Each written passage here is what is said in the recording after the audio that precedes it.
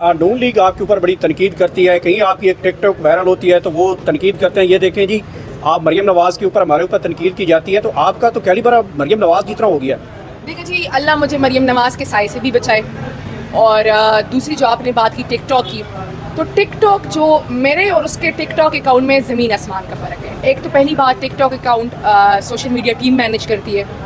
दूसरी बात, जो हमारी टिकटॉक अकाउंट है वो अवेयरनेस होती है, वो मॉडलिंग नहीं होती।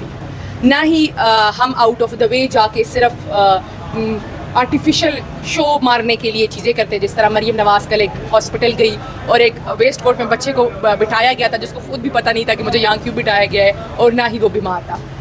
और 2-3 जो मेरी टिकटॉक जो वीडियो थी वो ऐसी वायरल कराई गई और उसको गलत पोर्ट्रे किया गया जिसकी रियल बैकग्राउंड वो नहीं था।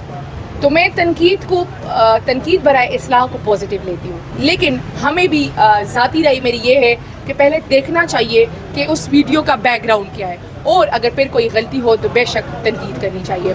तो उस हवाले से मैंने जो एक वीडियो आई जिसमें डायरेक्टरेट में मैं बैठी हुई थी और कहा गया कि मैं प्रिंसिपल की कुर्सी पे बैठी थी, तो ये गलत था। क्योंकि एक डायरेक्टरेट था और बीइंग अ मिनिस्टर मेरी कुर्सी थी, तो मैंने उधर ही बैठना था, किसी और जगह नहीं बैठना। दूसरा, टिकटॉक पे अगर कोई वीडियो आती तो वो सिर्फ इसलिए कि ग्रास रूट लेवल पे ये बात पहुंच सके।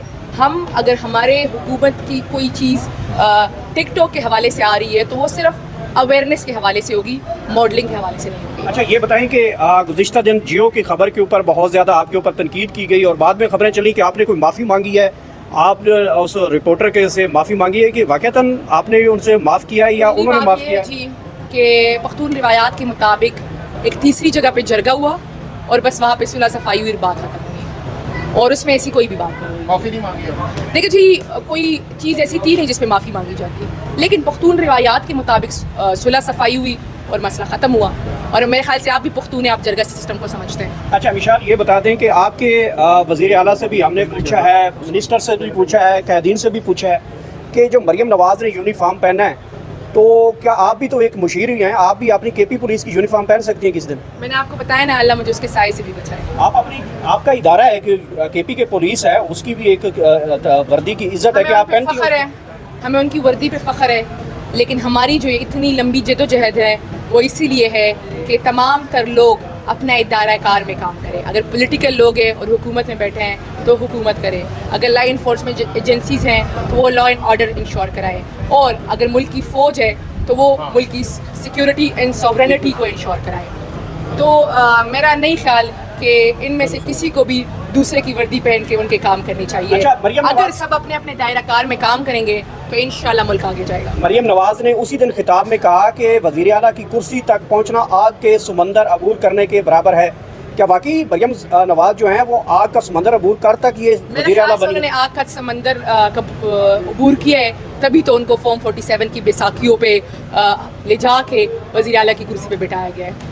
अच्छा मिशाल, ये खबरें भी सोशल मीडिया पर गर्दिश कर रही हैं कि खान साहब को आपकी बड़ी शिकायतें लगाई गई हैं और खान साहब को ये भी कहा गया है कि आपकी वजह से पार्टी का इमेज मुतासिर हो रहा है या ख़राब हो रहा है, और साथ में ये भी इस वक्त खबरें गर्दिश कर रही हैं सोशल मीडिया पर कि आपसे आपका जो पोर्टफोलियो है वो भी लिया जा रहा है। कितनी सदाकत है इन खबरों में और क्या इस पर आप रद्द-ए-अमल देंगे? देखिए जी, मेरी कल भी खान साहब से मुलाकात हुई है और मेरी हर हफ्ता खान साहब से और बुशरा इमरान खान साहिबा से मुलाकात होती है।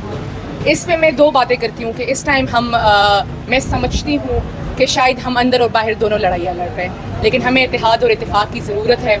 और अगर किसी ने, क्योंकि मुझे इल्म नहीं है अगर किसी ने शिकायत लगाई है, और अगर किसी ने शिकायत लगाई भी होगी तो खान साहब को तमाम तर अंदर बैठ के भी तमाम तर रियल सिचुएशन का पता है और तमाम तर सूरत हाल का पता है, वो हर चीज़ से आगाह है।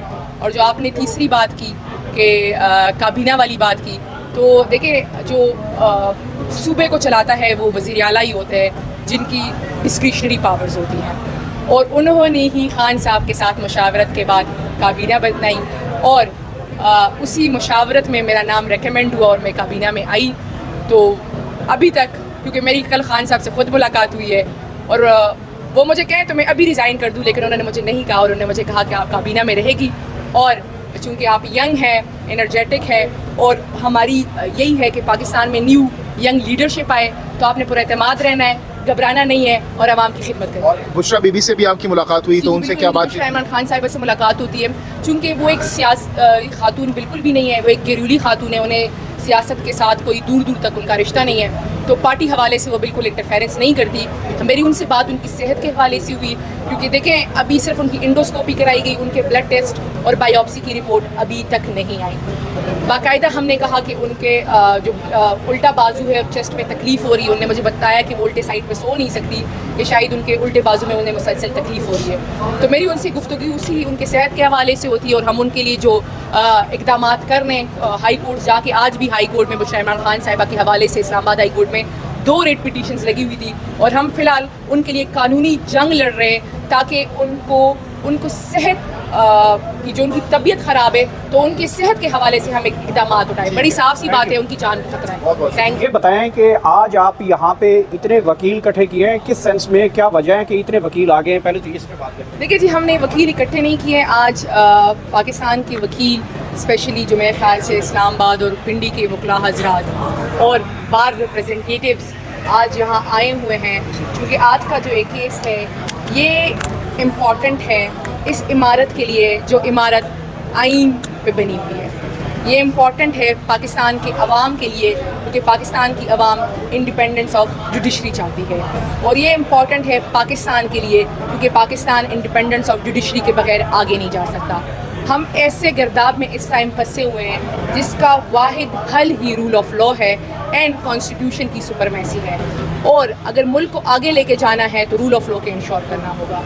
لیکن چونکہ اسلام آباد ہائی کورٹ کے 6 بہادر ججز نے خود ایکسپوز کیا ہے کہ رول آف لا کو وہ امپلیمنٹ نہیں کرا سکتے کیونکہ وہ مجبور ہیں اور ان کو تھریٹس مل رہی ہے, اور شاید وہ تھریٹس پاکستان کا جوڈیشل نظام کافی عرصے سے برداشت کر رہا تھا, لیکن جب بات ان کے بچوں, ان کی بیویوں اور ان کے بیڈ رومز تک پہنچی تو ان کی بھی بس ہو گئی, اور پھر انہوں نے بھی آواز اٹھائی کہ اب یہ بوجھ ہم مزید نہیں سہ سکتے اور سپریم کورٹ کو انڈیپینڈنس آف جوڈیشری انشور کرنی ہوگی. میری ذاتی خیال میں یہ ایک گولڈن اپرچونٹی ہے, یہ ایک ناؤ اینڈ نیور والی سچویشن ہے کہ آج اگر سپریم کورٹ نے سٹینڈ لیا اور اپنے ماتحت عدالتوں کو اتنا امپاورڈ کیا اور ان کو اتنی سیکیورٹی دی کہ وہ رول آف لا پہ عمل کر سکے اور انڈیپینڈنٹ فیصلے دے سکے, تو یقین کرے پاکستان کے 99% مسئلے خود بخود سالو ہو جائیں.